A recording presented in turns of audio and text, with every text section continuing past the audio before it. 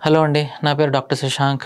I'm a oral maxillofacial surgeon at FMS dental hospital, Hyderabad. చాలామంది మనల్ని ఒక ఇంపార్టెంట్ క్వెషన్ అడుగుతూ ఉంటారు. డెంటల్ ఇంప్లాంట్ ట్రీట్మెంట్ ఎవరికి చెయ్యకూడదు అని. 99% డెంటల్ ఇంప్లాంట్ ట్రీట్మెంట్ అనేది 18 ఏళ్ళు వయసు దాటాక ఎవరికైనా చేయొచ్చు.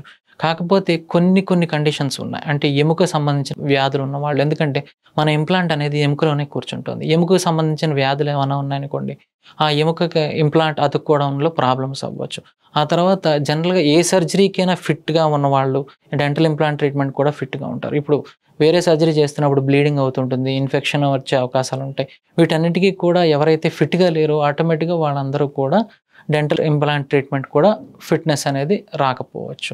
అండ్ తర్వాత క్యాన్సర్ ట్రీట్మెంట్‌లో ఉన్నవాళ్ళు, ఈ రేడియేషన్ థెరపీ తీసుకుంటున్న వాళ్ళు, ఎముక బ్లడ్ సప్లై అనేది తగ్గిపోవడం జరుగుతుంది. అలాంటి కండిషన్‌లో కూడా డెంటల్ ఇంప్లాంట్ ట్రీట్మెంట్ అనేది చేయకూడదు.